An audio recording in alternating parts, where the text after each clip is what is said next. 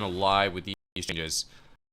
They're a new strong talent. Casting 3x regrowth makes nourish heal for a lot more and instant cast. So hot healing nerfed, instant healing nerfed. Casting regrowth will make nourish instant cast. I think overall this looks like a pretty big nerf, but I think you might be able to still respond to burst healing pretty well with the instant nourish. You have to allocate 2 talent points for it, so I'm not really sure where that's going to put you. But yeah, Resto Druid, definitely, I don't want to say down bad, but definitely down. They're going to be in a tough spot. So Resto Druid fans out there, I don't know if you're going to have to re-roll something, you know, whatever. Mistweaver's mana regen taking buffs.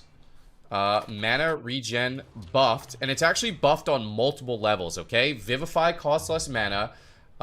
Your Yulon makes Envelop cost less mana. On top of that, you have more mana regen in total. We already talked about this change. And then Enveloping Mist healing increased by 25%.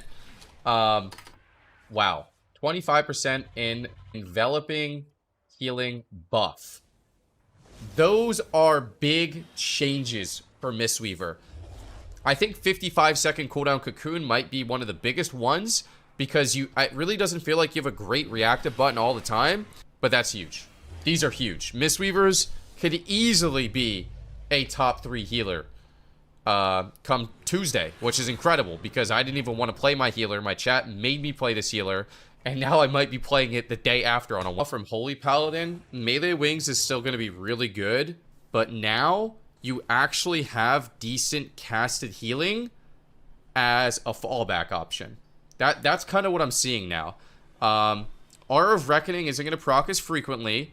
But you have Melee Wings on a shorter CD costing you no mana.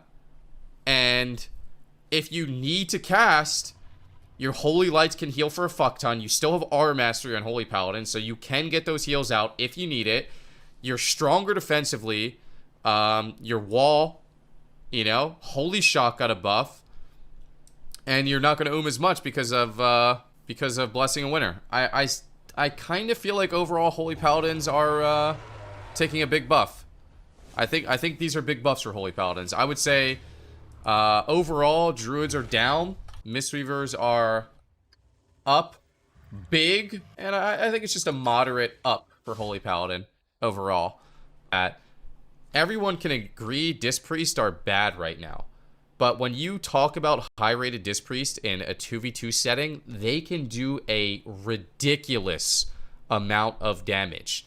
So if they're put in a spot where damage is at a pace where they can do that, like, damage rotation, they might just be an absolutely ridiculous healer. So I would say overall they're up big, but it's really a question mark whether the meta is set at the right pace for them. So they're definitely getting huge buffs, but it's kind of like where the meta is going to be at to know how good they're going to be.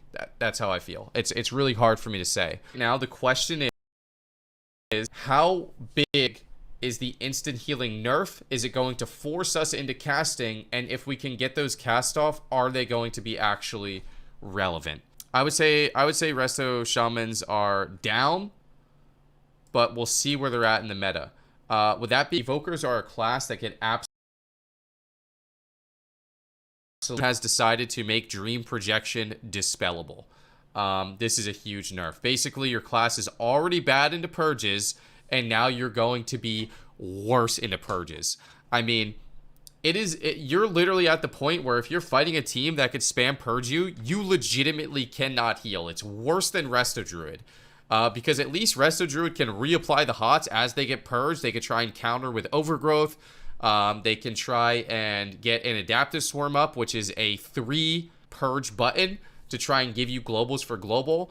Evokers, your reversions get purged, it's got a cooldown. Your Dream Breath gets purged, it's got a cooldown. Your Dream Projection, I don't know if I said Dream Breath or Dream Projection, but either one of them, if they get purged, those hots have a huge cooldown, 30-second cooldown, 1-minute cooldown. You cannot counteract. You don't do anything. you're literally just screwed. I would say Purge is one of Evoker's biggest weaknesses right now, and it only just got worse. Keep in mind that if the meta is slower, it's actually like we're seeing a lot of damage changes. It's worse if the meta is slower. And the reason why is because if the meta is slower, that gives people more time to purge. If you're a purge class and you're not getting absolutely pounded, you have more time to purge. You got no cares in the world. So evokers are going to be down bad into purge teams, like unplayable down bad. So what can you do?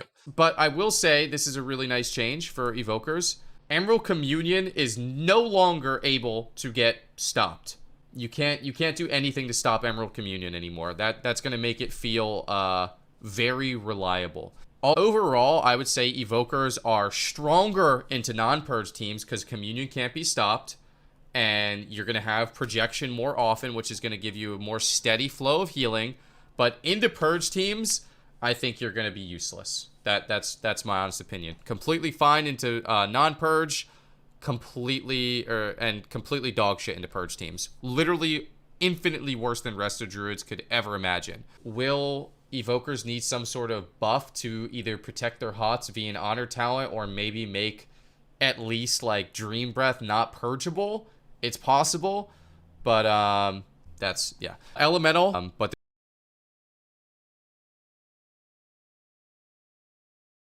there's are up huge. I'm pretty sure Arms Warriors are possibly the best melee coming out on Tuesday. Feral Druid's getting absolutely obliterated. Rake reduced by 18%. Rip reduced by 18%. Ferocious Bite reduced by 25%. That is tragic. And I will say, ridiculous. I think that Devastation's dodged a fucking bullet. So Deep Breath is reduced in PvP. It was 40%, now it's only 20%. And their Spell Crit got nerfed a tiny bit, but Disintegrate got buffed, Azure Strike got buffed, their NS Flame Breath is still going to be absolutely crazy and is going to crack people. They have shit defenses, but I think their burst is still going to be over the top. Aurora Sac means your pet's not going to die as hard. Arcane Execute got nerfed. We already talked about Mistweaver. Ret Paladin's burst got absolutely butchered, but they're getting sustained damage to compensate. So to be honest, these are great changes. Are Ret Paladins going to be viable for these changes? I don't know. Final Reckoning nerfed by 20%. Radiant Decree nerfed. I personally think Rets are going to be down bad. I've never seen Ret be a class that is just like, yeah, guys, I'm just a consistent damage DPS class. No, they're literally a class that kills you 100-0 in very short windows, and I've never seen it be viable outside of that. They're taking the right direction, but is it going to work? Probably not. Warriors, bleed damage, no longer deals reduced damage in PvP, was reduced by 50%. No longer has a cooldown effect, was reduced in PvP. Slaughterhouse got buffed. I don't know if Fury's going to be good, but Warriors getting a lot of changes. Let's go over some of these, because there's also more changes to Warriors. For example, they are getting, what's that damn ability called back that gives them a shield? I can't think of it. Ignore Pain. Ignore Pain is huge for them. Marksman is getting kind of destroyed because they're removing Double Tap. I think Assassination Rogues dodged a bullet as well. I'm going to be honest. I think Assassination Rogues dodged the fattest bullet ever. I think Assassination is, like, only being overshadowed by, like, how ridiculous, like, Feral Druids and, like, Unholy DK DH is and stuff like that. I think DHs also are going to be really good because I think that they didn't get destroyed. So they buffed Shadow Dust, but they nerfed it in PvP combat. Honestly, Shadow Dust is kind of broken, so I'm happy to see that. Arms Warrior, there's a new talent. I mean, Arms Warriors are just getting so much stuff, man. Arms Warrior, if you have an Arms Warrior friend, guys, and he hasn't read the patch notes, start buttering him up, guys. Start buttering him up. You know, you want to be his best friend. You want to be his best friend because Arms Warriors are going to be absolutely ridiculous. Last but not least, I want to go over the DK changes. I've been pretty critical about DK changes before. Obviously, I'm biased. I have Mez on my team.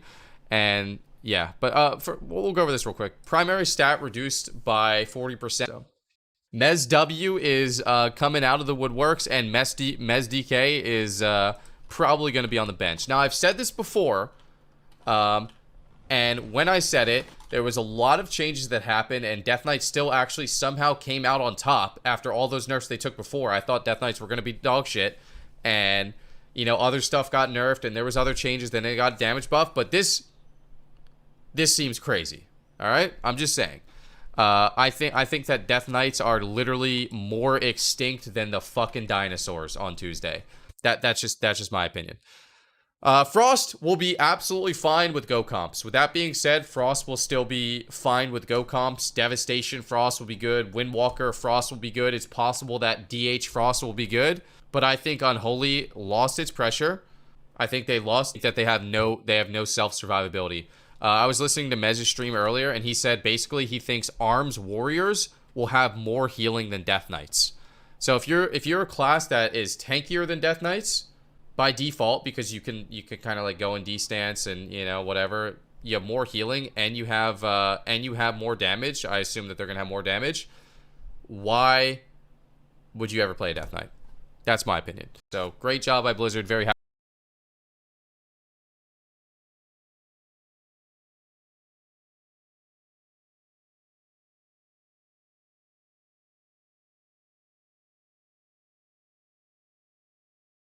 Down, and evokers are, I would say evokers are actually stronger, so they're up into non-purge and down into purge. Basically what it comes down to. I hope you guys enjoyed, and I hope you guys have a great time.